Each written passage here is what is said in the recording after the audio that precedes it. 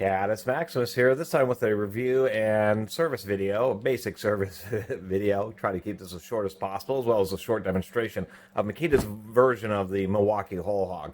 This would be known as a folded right-angle stud and joist drill. And the difference between these and, say, the Super Hogs or the real long stick drills is those came a bit after, because Milwaukee came out with the whole hog, I believe, in 1973.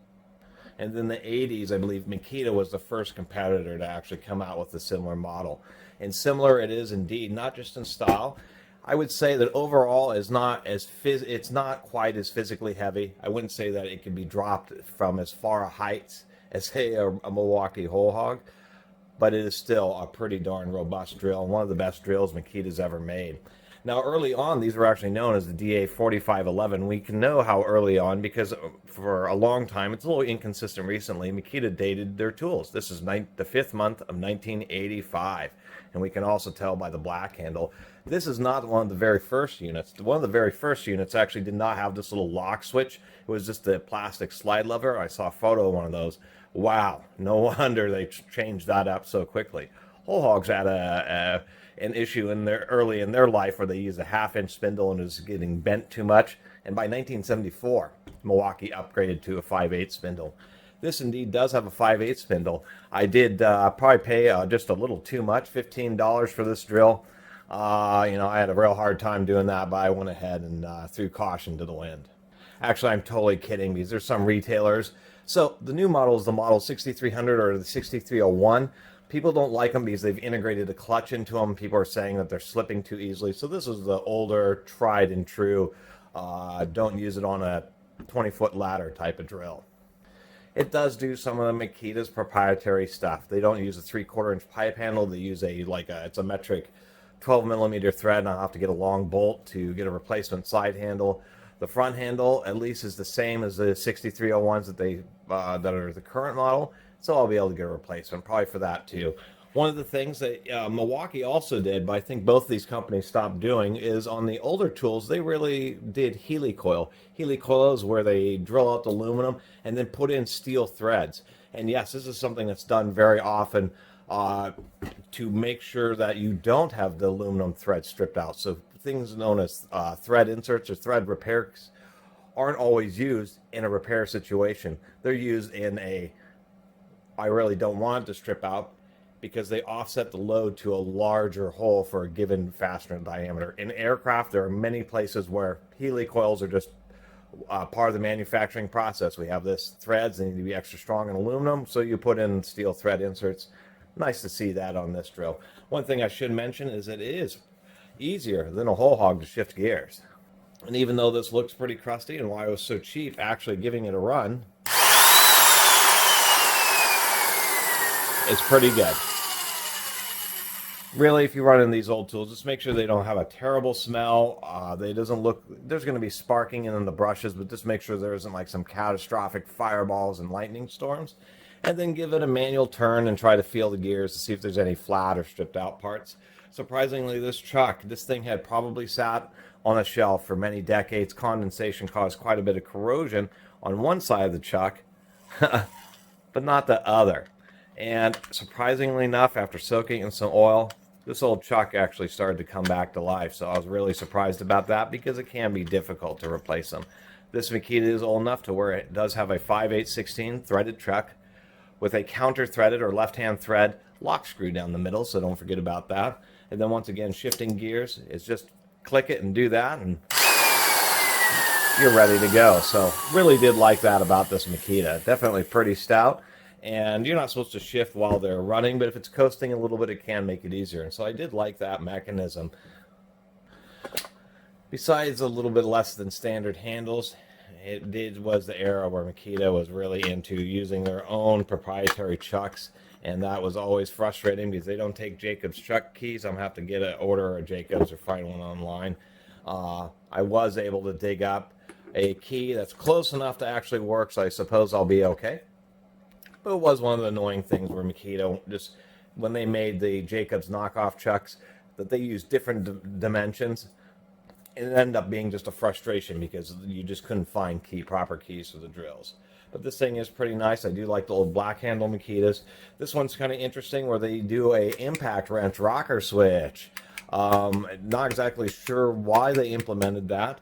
I can say that the reverse is in the front and it is a little more buried, so you're less likely to accidentally hit the reverse. Most times you just normally hit the forward. But it was one of Makita's things. So anyway, I should mention that if you ever get a tool with a power cord that has as much electrical tape on it as this one, you start getting the sections where the wire is, come on now. Come on, camera. There we go. Where the wire is kind of doing this. That would be time to replace it. Don't just cover it with more electrical tape. Anyway, we're going to take a quick look inside. I am going to pop this motor. One of the biggest things about older tools is any of the bearings, even at the spindle, the top of the motor, anything associated with the primary grease reservoir, the gearbox, the bearings are almost always good because there's a ton of grease in there, and so there's a plenty of reservoir of grease and the oil that seeps from grease. That's how grease works, is it slowly releases oil that's emulsified, gets into those bearings, and so they always stay pretty lubricated. It's the bearings like at the backs of the motors. In this case, it'd be down here at the fan, where the only grease the bearing has is just a little bit of grease that was in it originally. So we'll have to pull out the motor so I can put a little grease in there. And we're going to go ahead and just pop out the brushes. The big trick about brushes is to try to use as wide a screwdriver as possible because it's a high temperature resistant plastic, which makes it very brittle. And after this, we'll run a couple bits. 1 1/4 inch in high gear to see how it does, and a 2 7/16 in low gear. Another quick piece of advice is even if the tool does run fine, it's always a good idea to pull the brushes out, blow them out, and push them back in. Just because they can tend to, over time, to want to get bound and stuck a little bit, and then they're not applying fresh or proper pressure to the commutator on the motor. Not just reducing performance a little bit, but it dramatically increases sparking and wear if they don't have enough pressure. And we can see this was the side. There's a little bit of green in there because of the copper wire, indicating the water that was in there. Another quick note is you do want to try to put them in the direction of normal operation. We can see a couple of little wear marks on the back side of the brush. It's because the motor was spinning this way and pushing the brush against those holders. So it's a good idea to try to put them back in the same direction. Here's the brush from the other side. Not too bad. Actually, it looks pretty good. These have a little bit of wear, but I'm going to reuse them. There's still tons of life left in these brushes. I think the first thing I do before even getting into the gearbox is I'm going to just pop out the motor and relube that bearing. Many times on these old tools, these screws can get stuck, and please forgive the DeWalt tool in a Makita video. Actually, that wasn't too bad at all.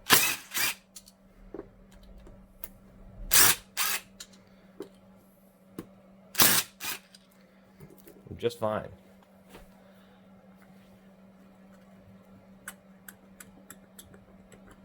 And the back cover came off real easily rather than the whole motor popping out, which is probably a better thing. We can see the tiny amount of grease. This bearing was actually still pretty good, but as we can see, if I can get you close enough here, I opened this up probably within hours of really it being the point where I would have had to replace the bearing, but in this case I'm going to be able to toss some grease in there and it'll be just fine. We can see, I mean, it's a true old Makita with a cast aluminum fan, so almost no plastic on this tool. Another quick service note, these little rubber grommets are put in the bearing seats, it's barely anything. It's not really for, I should say, barely for vibration reduction. What it's supposed to do is provide just a little bit of relief, so it's easier to do what I just did, be able to work the bearing in and out. Holds the bearing nice and tight, but it isn't like a press fit where it just gets jammed in there. Now the hardest part of many of these tools is getting the motor out because many times it's jammed. The biggest deal is sometimes you do have to pry. You have to determine if it has a plastic fan, you know it's not going to take much force, and you'll have to find some other way to maybe get, in this particular tool might be to get through the windows so you can press. Always a little bit of an adventure there, but I think we're going to be okay here if I just do a real nice and real even prying, because this is a pretty thick aluminum fan. I think we'll be able to get this just to lift right out. And indeed it did. Some tools, it doesn't come out quite that easily. And here is our motor. Oh look, it's a Makita green motor. That's actually kind of cool. What isn't cool is how unbelievably unbalanced. I don't think I have ever seen a motor that has had this much material cut out of it to balance. There's obviously something going on with the winding of this motor, because look at that. They just went crazy. Every single commutator bar has big gouges in it in order to deal with the balancing. Wow, that's pretty tough. Pretty heavy duty conformal coating. There's our nice fan. We can see the outer diameter was machined. The motor, oh yeah, we can definitely see the water in it. So that was the bottom side. This is the top side. So that's why I was making periodic kind of odd sounds. Is this will break in over a little bit of time after it.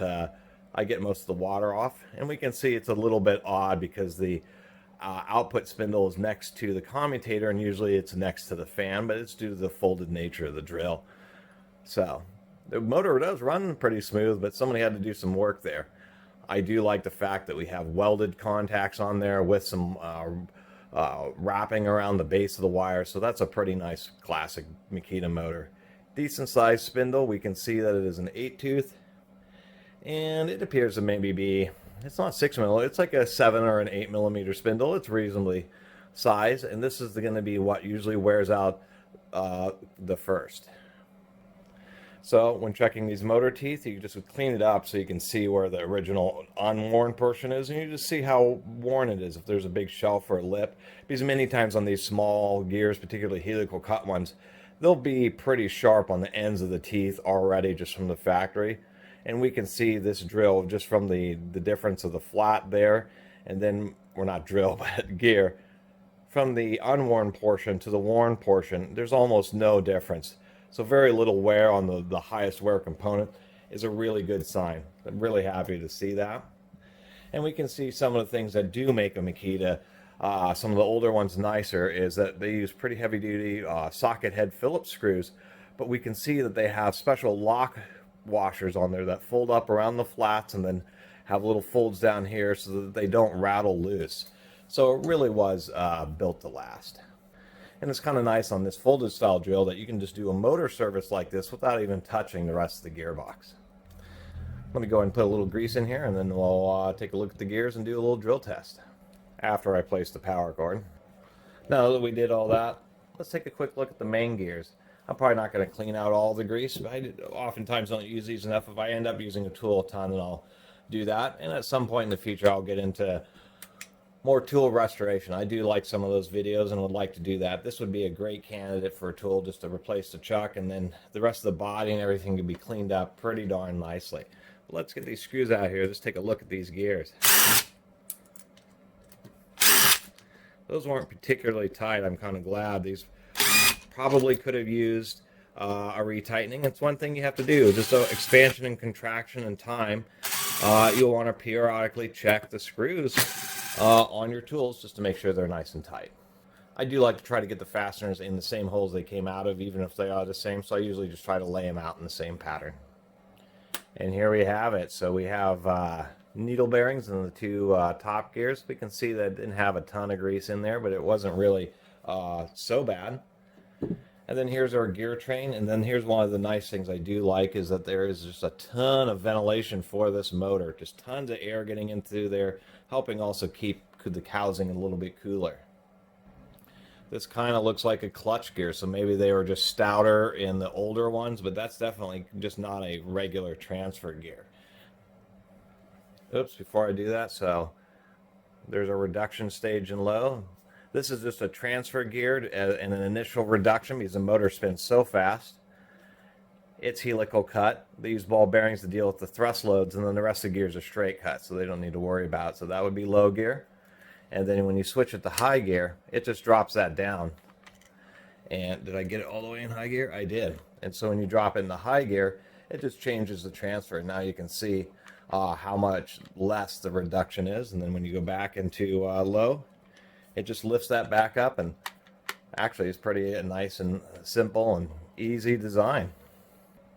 A little tricky getting these two gears because they both have ball bearings, and the ball bearings did want to be seated, and then I'll show you in a second here. And many tools I've run into this where you have ball bearings, and once it's inserted, even if you can get one gear loose, the bearing gets trapped, and so both of these kind of had to come out as one set. We can see that the ball bearings are on both sides of the helical cut gear, so whether you're in forward or reverse. And this does indeed look like a clutch gear. This is not a clutch. This is just a block of steel for the 2-speed transmission. And we'll put that over here. And let's take a, that does indeed look like it's like a friction plate. And there's got to be some kind of spring in there. Come on, camera. Because that does not look like a single piece of steel in there, to tell you the absolute truth.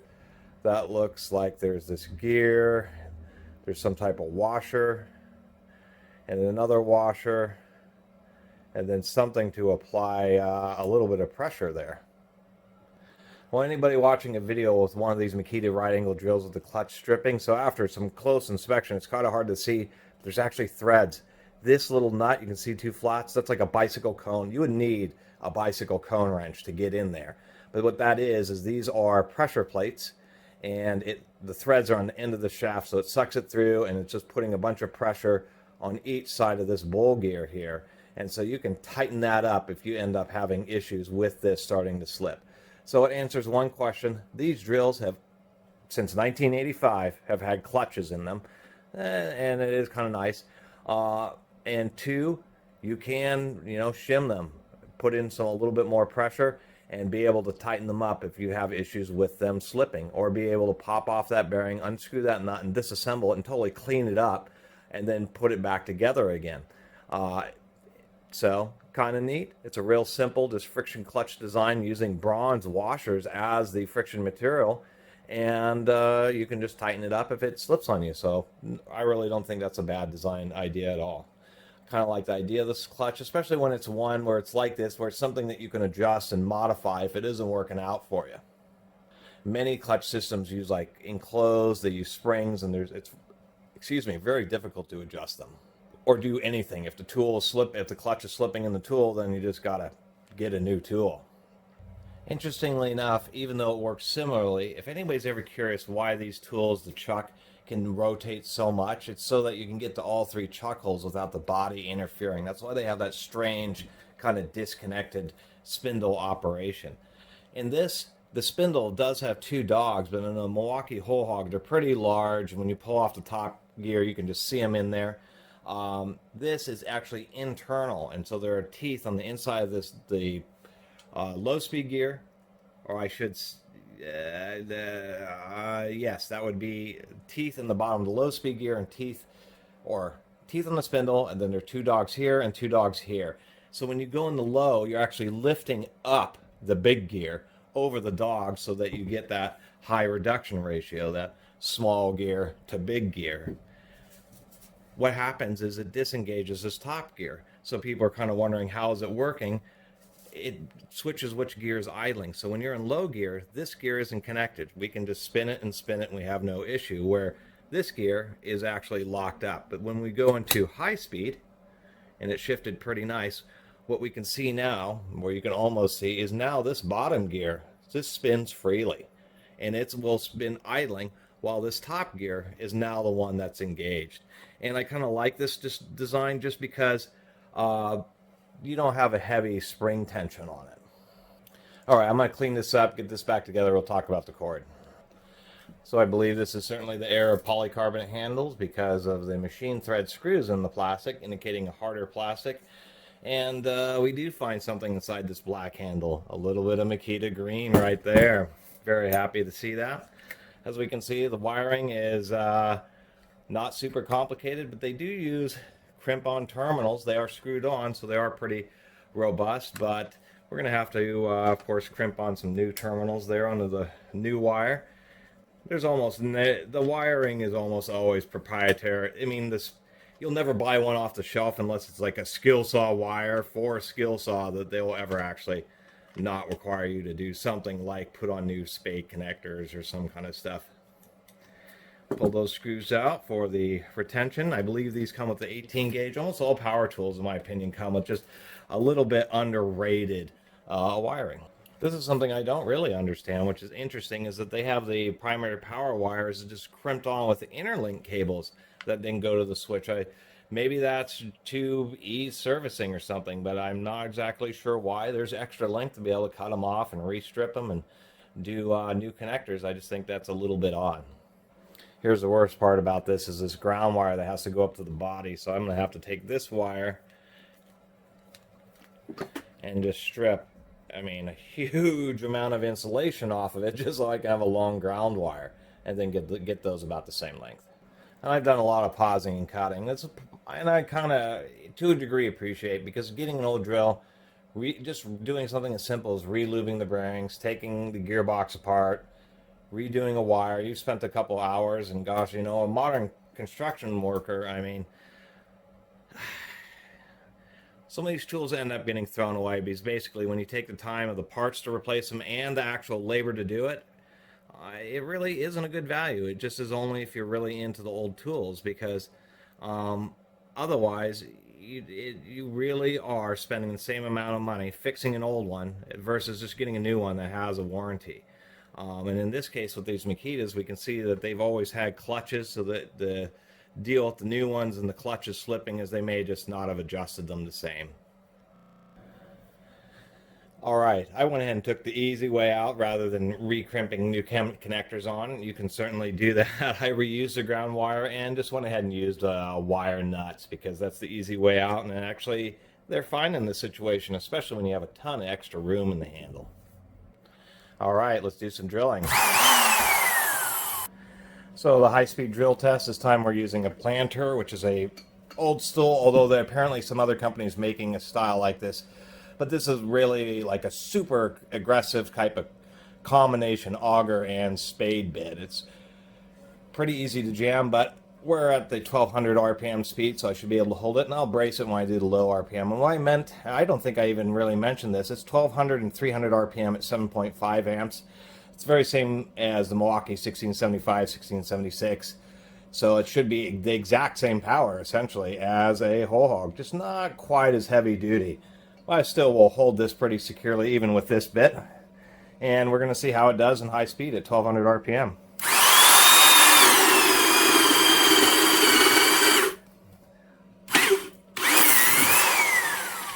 No problem. Let's see how this 2 9/16. I mean, it should be no problem. This is one of the Makita's most powerful drills. But I don't have a handle, so I have to be careful. And what I'm doing is I'm actually, since I know that when it goes clockwise, the force is going to be equal to and opposite, meaning the drill body wants to go counterclockwise, backwards. So I'm just taking the handle and bracing it against my toolbox here. So that's going to provide my side handle and some real positive support. And then I'm going to put my foot down here and here to prevent the block from also twisting. That way I don't fall down and have an amusing ending.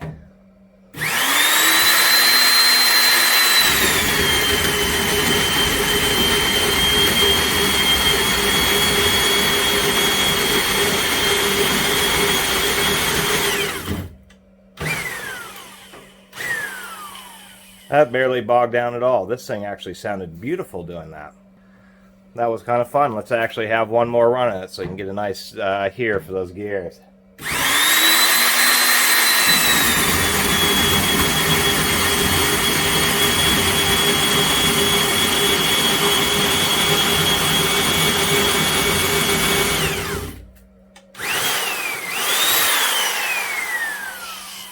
Really is a nice old Makita. And there you have it. So big impetus on making a video is this is kind of my wheelhouse, the Catus Maximus wheelhouse. Is just finding old tools or tools people may not have heard about, or there just isn't a lot of information on. And power tools are one of those things that just aren't treated the same as hand tools. Hand tools are viewed as lasting for forever. Power tools are not. But many of them really can last, are just great tools. And so it's always fun to find these.